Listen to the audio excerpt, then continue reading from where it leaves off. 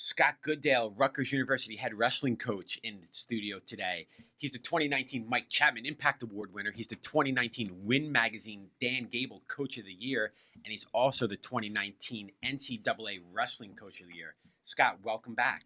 Good to be here, Chris. Scott, you're not only my first guest ever on the show, but you're my first return guest.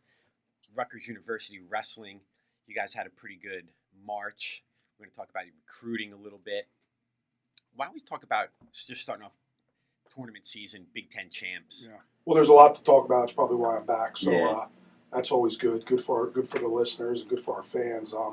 Obviously, March was such a big deal for our wrestling program, and the end of the year, the national tournament. So much of this sport is based on the national tournament, what you do at the end, and this thing's been leading up. Obviously, we had two guys ranked all year long, and Nick Suriano and Anthony Ashnault, and what were they going to do at the national tournament? Everyone was kind of waiting for that, and then of course, first you have the Big Tens, which is really important. And Nick actually lost it. Those two went about it in two totally different ways. Nick actually lost a couple matches during the course of the year, which our fans of New Jersey wrestling aren't really used to, and then Anthony went the whole season undefeated. So two different ways of getting there, but at the end of the day, they were both Big Ten champs.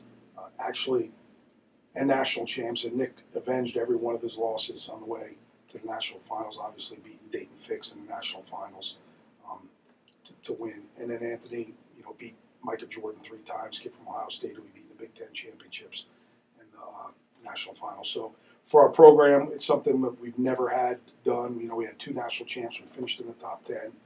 It was an awesome, it was one of the best days really in wrestling for Rutgers history, and probably was the best day, 2 national champs. So kind of got that monkey off your back, and we talked about this the first time you were in here.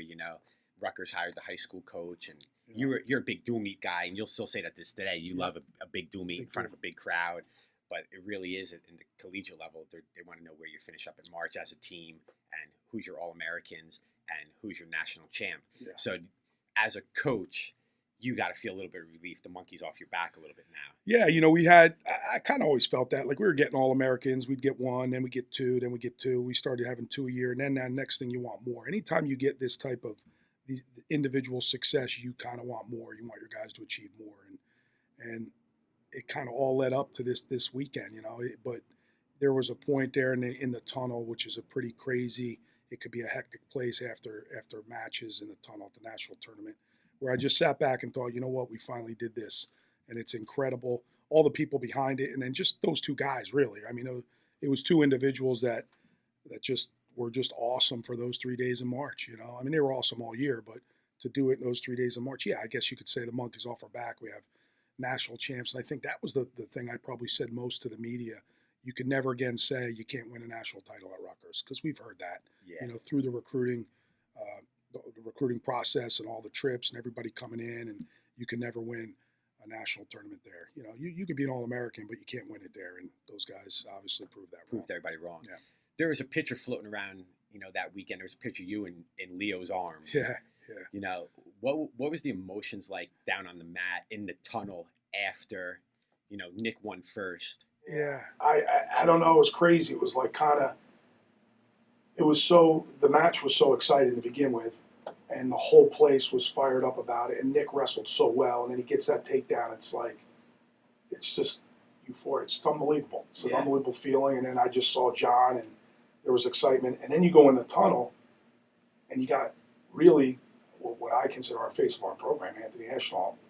He's still got a match, so you got to control your emotions. And I think our staff did a great job of keeping everybody away from him, and him being around his partners and the guys he was getting ready with. Anthony's very emotional too. He was super happy for Nick. Yeah. But we had to kind of calm it. You got to go wrestle. And here I'm getting phone calls after phone calls and text messages. I'm like, we got one more. We got one more big one.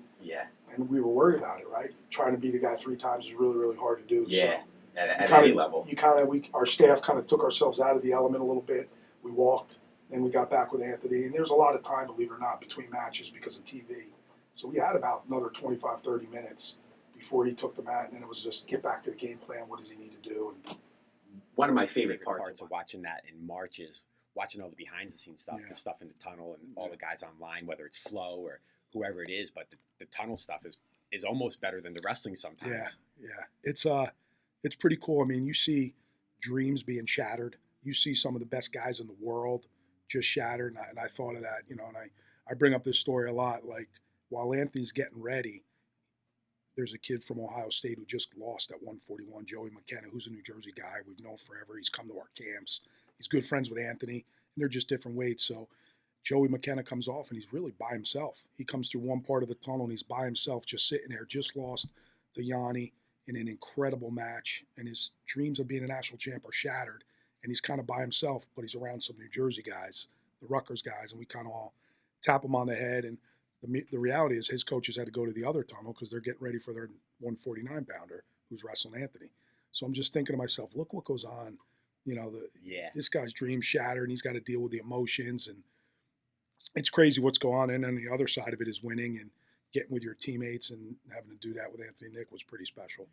And as a team, too, it's the first time you guys cracked the top 10. You finished 9th overall?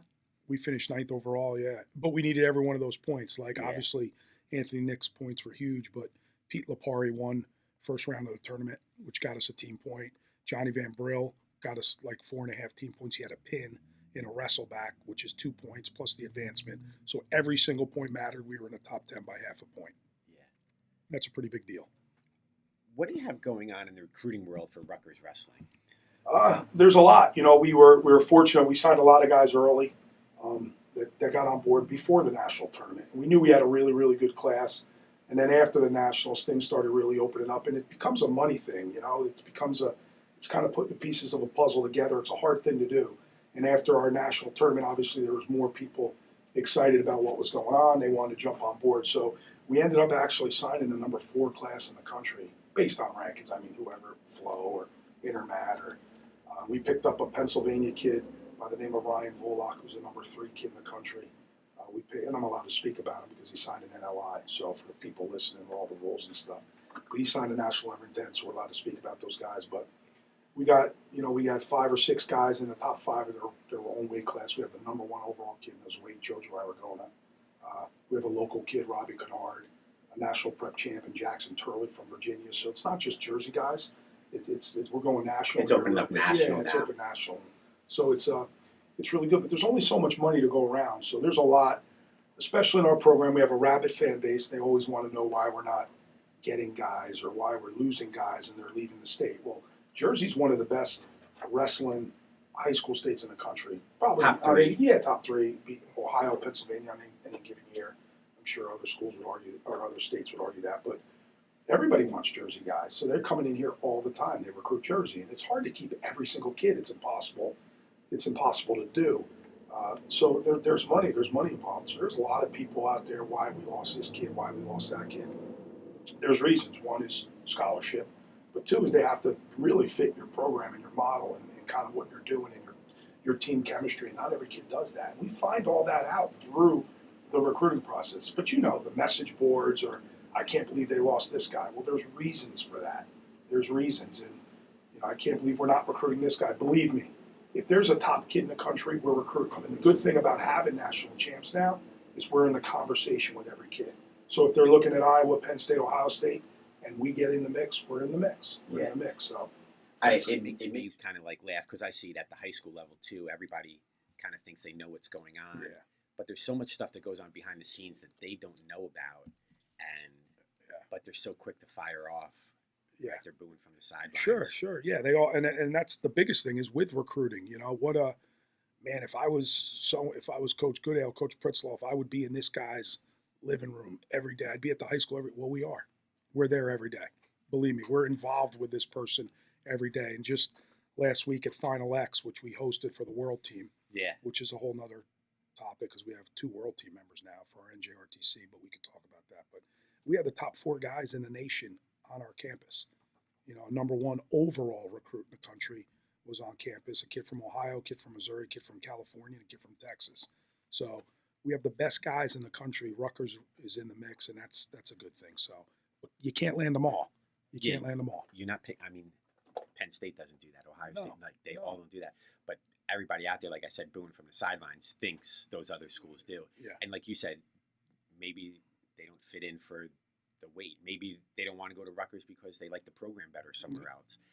Academics, like there's so much stuff that goes on to it, but it just makes me laugh because, like I said, we see that at the high school level. Everybody thinks they know everything, and they have zero wrestling experience, zero college sports experience. You kind of led into my next question a little bit. One of the things we talked about the first time you were in here was, you do a lot of out of the box stuff at Rutgers, whether it was wrestling in the, inside the football stadium or going to the Garden, and you were trying to go to Yankee Stadium, and you kind of got messed up with the playoffs in there. But talk a little bit about the NJ RTC, the Final X, and you're really bringing in not only the best like collegiate kids in the nation, you're bringing in like the best wrestlers in the country to train and then go on the big stage. And you just had that a week or two ago at Rutgers. At Rutgers. At so the NJ RTC, we developed this with Princeton. We partnered with Princeton, to use all of our resources between both schools to hire a coach in Reese Humphreys, who's obviously had a great year and probably end up being the freestyle coach of the year, I would imagine. We didn't think it would happen this quick, right? Our job was to go out and get all senior level athletes, guys who are done with their collegiate world, and now they want to continue to wrestle on the freestyle, the international scene, and chase Olympic and world titles and make teams and all that stuff. And you start really with your homegrown base. Like obviously we knew we would, well, hopefully we knew we were going to have Anthony. We were able to sign Anthony this year to wrestle as an NJ RTC athlete. But it starts with your home base, and then you go out and you look for guys. And we were really, really fortunate where both Princeton and Rutgers were able to get 2 or 3 guys. And it started with Nate Jackson, who was an assistant coach at Princeton. And then we got Pat Downey. And we're hiring these guys. It's a salary. It's their job is to wrestle. Not only wrestle with our guys, but wrestle with the Princeton guys. And that's their job. 3 or 4 times a week is our coach Reese Humphrey puts together a training schedule. Their job is to wrestle and then go compete. And really you kind of use it for your team, right? You have workout partners. You have great guys who are workout partners. And the next thing you know, this thing blossoms where we send them out to Colorado for like called the Schultz tournament. And they had a couple wins here. Brian Murphy, who was our assistant coach last year, won a couple bouts. We have a Russian in our room by the name of Kamal, who won a couple bouts. But that was it. Downey actually won the tournament, which was great, but it's just a normal tournament on U.S. soil. It's not a big deal. Next thing you know, we go to the U.S. Open, and all the guys from the NJ RTC are placing. And Downey wins it. With that comes a pretty big bonus, right? And then you go to the World Team Trials, Downey wins it. And then we have Tyler Graff, who's joined our NJ RTC before the U.S. Open, who's going to end up being our assistant coach. We can talk more about that later. But he places and qualifies for trials. So now and then he goes to the trials and he wins the World Team Trials. So we have Downey and Graff make Final X. It's our first year in existence, really, the NJ RTC. Long time coming with Princeton coaches and Coach Ayers and Dubuque and Gray, and we've talked about this for a long time. But you get it together and you're trying to put together a team where these guys can really change. In our first year, we got guys in Final X. And then, unfortunately, David Taylor, who's the number 1 guy in the world, gets hurt at 86 kilograms. So Downey's automatically on the team. So now he makes the world team. So next thing you know, we're planning on going to Kazakhstan in September. I've never been past Iowa. I don't know. I don't know where to Kazakhstan. So we're planning to do that. And then last week, Tyler Graff goes out to Lincoln, Nebraska, and he wins a best 2 out of 3 series with Joe Colon. He makes the world team. So in the first year, we got 2 guys. It's hard to make our world team. USA is Russia, Iran, USA on any given year. So it's a hard thing to do to make our team. We have the best team in the world, and we have 2 guys from our club that train with our athletes every day. Made the world team. So it wasn't just about our 2 national champs. That was awesome and a top 10 finish. But then 2 months later, you got 2 guys on the world team chasing world medals. So that's been the biggest thing. And now, just like recruiting high school athletes, now we're recruiting kids out of college we have so many kids that want to come here. Again, it becomes a money thing. Now, the 2 are totally different. Our NJ RTC and Rutgers Wrestling, they're 2 separate entities. There's money for obviously Rutgers Wrestling, and then there's money that we fundraise for the NJ RTC. And so there's 2 different worlds, but there's people now from all over this country that want to come train here, and they're some of the best guys, national champs. Yeah, and that's a pretty big benefit. For the Rutgers kids. Yeah. Now they're training with the best kids and best guys in the world. And it attracts everyone. Wow, they got so-and-so. I should go there. He could be my workout partner. So all kind of works hand in hand. Yeah, so that's pretty out of the box again. Yeah. Once again, you guys are doing some big things out there. And you're partnering up with with Princeton as well. Yeah. So. And people were like, why would you do that? I still have people, why don't you just go on your own? We don't want to go on our own. We like the partnership with them. We have a coach. It's one thing we provide that very few teams in the country, they all have their college coaches that also do their RTC, and very few teams in the country have a specific coach to coach senior level athletes. And we have that. So. And talk about that a little bit, because you kind of glazed over that. You have another assistant coach coming in next year. Who is it, and how did that happen? We'll announce it here. I don't mind announcing it to you first, but he'll be announced pretty shortly if everything. He's got to pass a background check. He's one of the greatest kids in the world, so I'm sure he'll be fine. But Tyler Kraft, the plan is to have Tyler join our staff. He's been with us. He was with us a couple years ago. He left for Virginia Tech to kind of get on their staff, wrestled in their RTC. His wife was down there in school working. And, you know, he never actually got on their staff, so he's really looking to coach and continue to find a place to train. And he has a relationship with Donnie Pritzloff, coached him in college, and they have a great relationship. So it was just, he came up and trained with us before the U.S. Open. It was like our assistant, Brian Murphy, unfortunately left, went back to Chicago, where his family's from. So it was just natural for us to hire Tyler. He's a lightweight guy. Obviously, we have some pretty good lightweights in our room. And, you know, it'll certainly help Nick and Pete Lipari and Nick Aguilar and all those young guys coming up, Shane Metzler. So it was just a natural fit to bring him in. He's a lightweight coach too, but he's on the world team, man. So it's going to attract a lot of people, and he's just a great kid. So we're excited to have Tyler with us. Yeah, that's like huge for the Rutgers world, right? Yeah. I don't think sometimes people realize that. Then they're like on the message board, why aren't they going after this kid? We're getting one of the best kids in the world to coach our kids. So like, slow down a little bit on the message boards. There's a right. Shouldn't read those. You shouldn't read those. And one other thing you can talk about a little bit that was going on at Rutgers, and I think it speaks volumes for the program, is, you know, Maryland was trying to get Donnie, right? They wanted to bring him out there to be that was a big deal, and it's a crazy story. I told this at the banquet. Donnie called me one night. He was down. I knew he was going to Maryland, and everybody comes after Pritzloff. He's the best coach in the country. There's no doubt. I truly, truly believe that. So I know this is going to happen, and I know people are always going to come after him. But it was close to New Jersey. It was close to home, and he went down there and he called me. He's like, "Yo, Scott, this place isn't bad." I was like, "What?" It was like after 6 hours of him interviewing. I'm like, "Come on, Donnie, it's not." I was down there like 2 months ago for a dual meet. He's like, "No, the buildings aren't bad." I'm thinking to myself, the buildings? This guy's gonna go buildings on me now, you know? This is a true story. So I started getting nervous, like he may do this, and he's down there, like, you know, you never know with guy, you know. Yeah. I mean, he's a really, really smart dude. I'm sure he's gonna go home with his family. But we talked about him living in Georgetown with his family. So I didn't know where to go. I'm like, instead of begging him, I was like, "Well, how are the dance schools?" He's like, "What do you mean?" He goes, "Well, did you check out the dance schools? Like, your daughters are really, really good. They're really good dancers now, and they're getting better. They go to New York City, like Shelby, you know, they go to New York City and they dance, and they're really good at it." So I said, "Well, you had to check those out. I mean, you know, this can't just be about you. It's got to be about your girls, most importantly." And he's like, I never looked into the dance schools." I said, "Well, you should do that before you make it." Next thing you know, he came home and decided he wasn't going to go down there. So it had probably nothing to do with that. But I think it just speaks volumes again for the program. Is like you said, he is one of the best coaches in the country. No, and he could go take a head coaching job on, and he chooses to stay home. I got to believe Donnie, and deep down, I know he believes he helped build this thing. There's no question about it. And I know John and I, we absolutely believe that. You know, everything started to change really. When he got here, he brings he has, first and foremost, a great resume. Well, first and foremost, he's a great person, but he has such a great resume, right? So we got that a lot in the recruiting. They have nobody on their staff that was an All-American. That's true. And then we get Donnie, so that kind of all changes. And now we have Tyler, who's 4-time All-American and a world team member. So you can't say that anymore. But Donnie just brings so much to the table and has helped turn this thing around so much. I have to believe at the end of the day, he didn't want to leave because he knows I'm a huge part of building this. And we have a great partnership. Like, there's one thing, and I'll speak to all of our coaches next week at a retreat. We're doing a head coaches retreat, and I get a chance to speak to our head coaches. And that's probably one of the things I'll talk about. Like, forget all the accolades and all the resume. You got to surround yourself with some incredible people, some people that wake up in the morning and have the same type of drive that you have.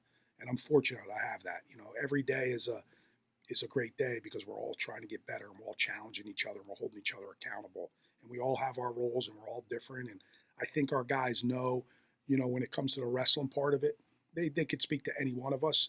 But at the end of the day, they have a world team, a world medalist, a 2-time national champ in their corner who's won at the highest level. Yeah. Won at the highest level. So I know just speaking with Anthony and Nick, they're comfortable with guys like just because they've done that. So, and all that stuff's over now, right? I think they trust the heck out of all of us. And, Joe Pollard's in our room and he's a director of wrestling operations. So there's a lot of guys that help with the training and the day-to-day living, but it's just, this is the best guy in the country. But yeah, it was close, man. It was close. And I'm sure we'll be right back at it again next year where next big job opens, they're going to come after him. And I just got to hope his family's set here and they love New Jersey. So that's great.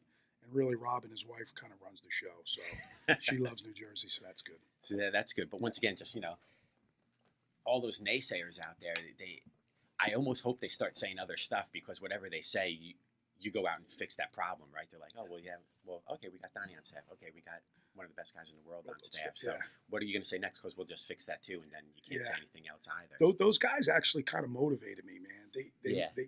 We lost a couple dual meets, and Nick lost. Soriano lost. So when Soriano lost, right, it's automatically the coach. Like it's not. Yeah. It's me, and that's fine. That's part of being the head coach. I get it. But I like, they always say, stay off those mess, stay off and I do. But people will send me stuff, this guy wants you out, this guy. And obviously I laugh at that now, but there are a lot of people during the middle of the year when those guys were losing not enough offense, they can't score enough points, they only got 2 guys on the team, all that stuff. So I saved all of that, like the ones that were really hit home. And you never go back at fans, right? But there were a couple guys I kind of went back at. Yeah. I was like, I waited to send this to you, but we had a pretty good national tournament. Yeah. Boom. And that's it. And maybe you shouldn't do that, but that's who I am. I don't care. I'm kind of competitive with it, but I store all that stuff. And that stuff motivates me every day. Yeah. And I love that stuff. I think Joe Fagan, one of our old high school basketball coaches, used to say it the best. Like, if you have a good team, it's because the coach has really, really good players, right? You have really, really good players. But if the team's not so good, the coach is bad. Well, it kind of works the same way. Like, well, maybe you lost 7 kids to graduation the year before, you know what I mean? And you're building again. And people don't there's no patience anymore in the fan world. There's zero patience. They want immediate. They want immediate results. And that's a good thing and a bad thing, right? So clearly, on paper, we're going to be very, very young next year. But you think anybody at Rutgers, nobody cares. No. They want top 10, which is great. So do we. That's kind of where we're at. And our guys need to understand that. The expectations are awesome. And we want to be back in the top 10. But it's a hard thing to do. Like, you have to have a lot of stuff go your way. You got to have there's got to be some absolute breakout seasons from some guys to continue to be in the top 10. It is a hard thing to do. Yeah. It's a hard thing to do to win that tournament. Nothing is guaranteed. Nobody guarantees Nick's going to win that tournament next year. Heck, he's got to defend a national champ at the weight coming back off a redshirt year. So nothing's guaranteed, but there's so many expectations now, which is awesome. Why else? I always say this. Why else would you want to do it? There's no expectations on your program. The expectations always have to be there, of course. Yeah. And some are unrealistic, and that's good. That's good.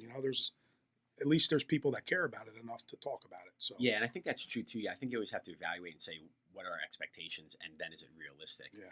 Like I talked to one guy one year, and he said, well, I want to go undefeated and win the Tournament of Champions. And my question to him was, well, do you have the talent to do it? He's like, probably not. I'm like, well, then your expectations are way out of whack. You got to kind of look at that a little bit. First time you were in here, you talked a little bit about, I had a couple stories. That's a whole different story. One of them was recruiting Ashnault. And you said in there, he asked you some really difficult questions during that recruiting process. Talk a little bit, because when you were going after him, he was a 4-time state champ, undefeated. Yeah. And what is it like? And he took a really big chance on Rutgers wrestling as well, right? Yeah. Because all the naysayers were right back then. Like, they don't have an All-American yet. They don't have a national champ yet. So talk a little bit about that recruiting process with Anthony. Well, first I'll say it takes a very strong-willed person, a guy with a lot of character and a lot of fight to make that decision, right? Because at the time, it wasn't an easy decision to make. There were 50% of the people were like, you got to go away, you got to go to Michigan, you got to go to wherever, and then the other 50% are like, you got to stay home and help build this, and that's a lot of pressure. Sure. Even I'm sure he would admit it. We'll get him in the studio one day. We're about to get him. He'd be really good. But, him and Nick. Yeah, and he would admit it. There was a lot of pressure on him. Now, his brother went here. His brother wrestled for me. Billy, he was our director of ops for a long time, still works for our program. His sister was a manager. So he knew everything that was going on. He had an unbelievable relationship with Joe Pollard. He trained with him in high school, in our club. So he knew everything that went on in our program. He knew our guys. He knew everything. I'll leave it at that. So he asked me some really, really difficult questions, looked me in the eye, and he's like, how are you going to change this culture? How are you going to make this better?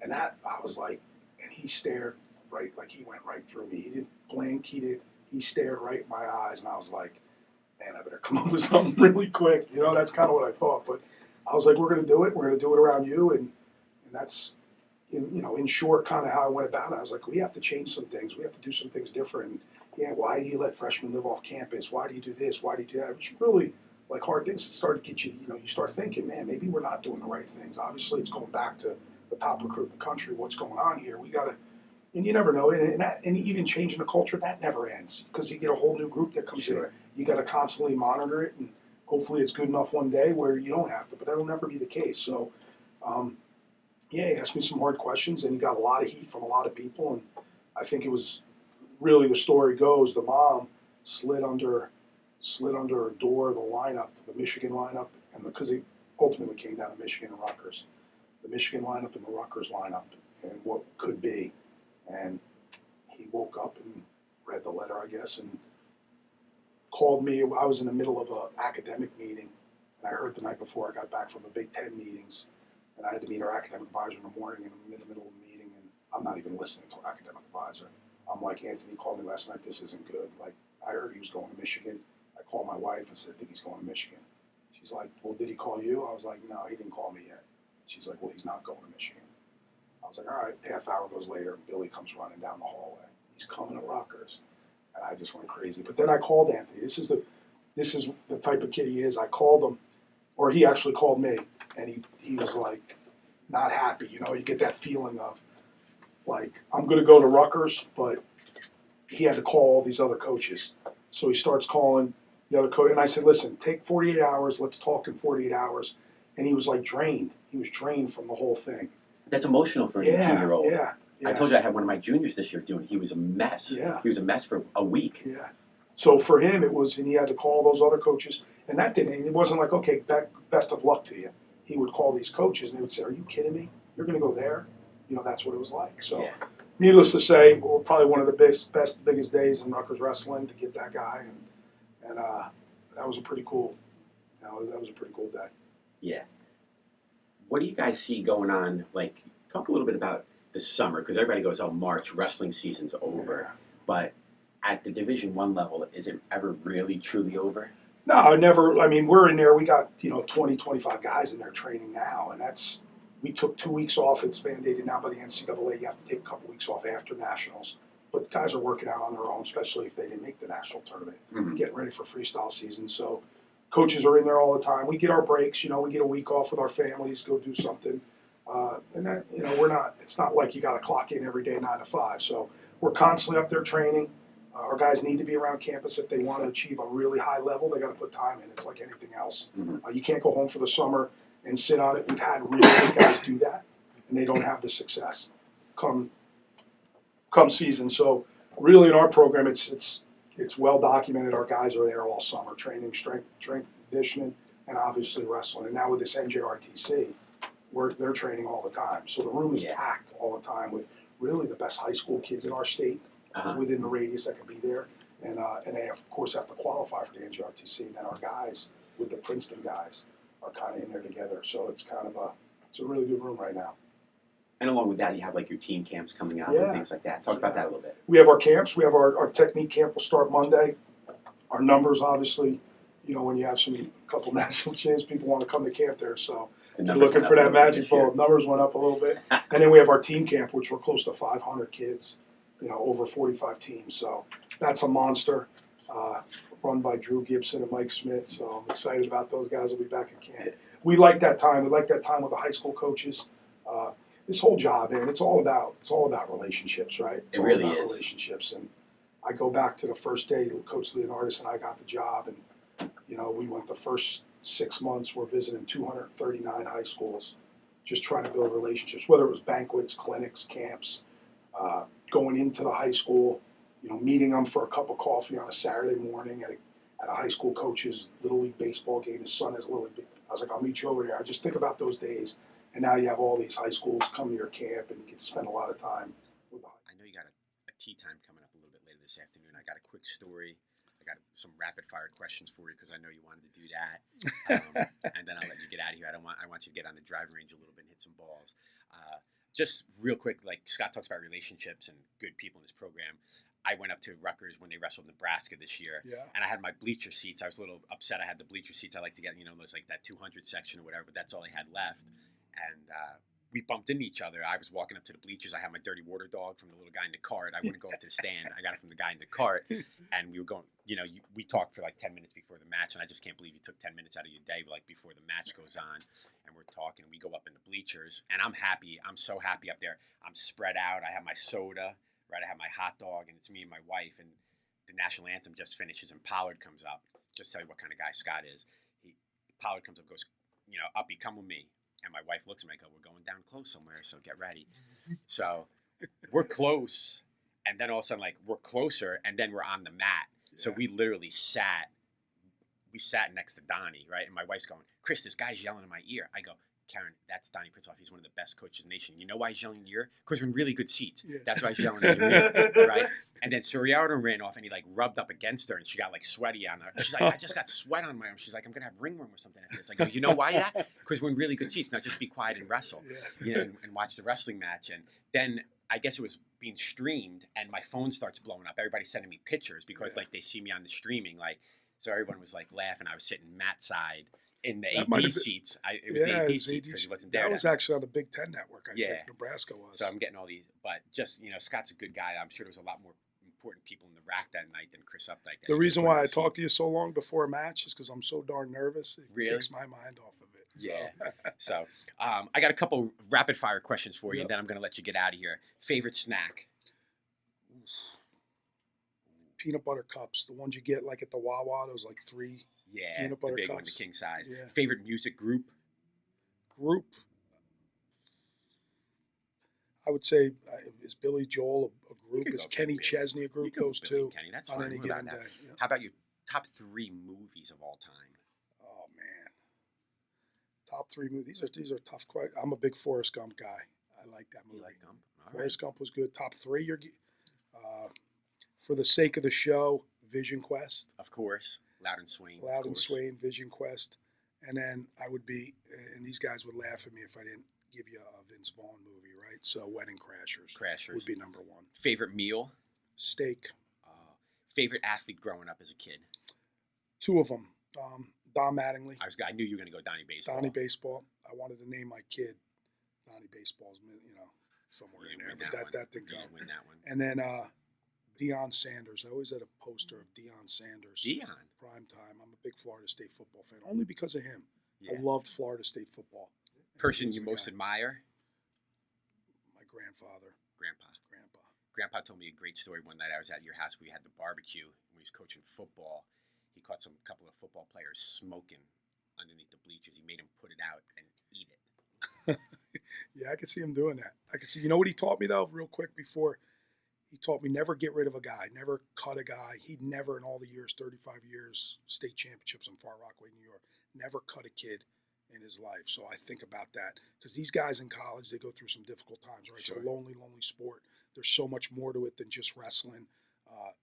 There's a lot that goes into it, and they have some ups and downs, and everybody sees the ups, right? The wins, the losses, the wrestling part of it. They don't see what these guys go through, and you should get rid of them. And I have I guess my thread's a little bit longer for these guys just because of what he always told me. He's never cut somebody and never ever want to cut or get rid of or throw. It's an easy thing to do. That's right? the easy thing to do. The hard thing to do is to work with the kid. Yeah. Proudest coaching moment? Saturday night in Pittsburgh, March 23rd. Best advice ever received? Best advice somebody's ever given you? Put your head down, shut your mouth, and go to work every single day. How about the best advice you've ever given? Probably there's 2 things you can control: energy and enthusiasm. Bring it to whatever you do every single day. That's it. Scott Goodale, Rutgers head wrestling coach. Scott, thanks again for coming back. Awesome. Good to be here.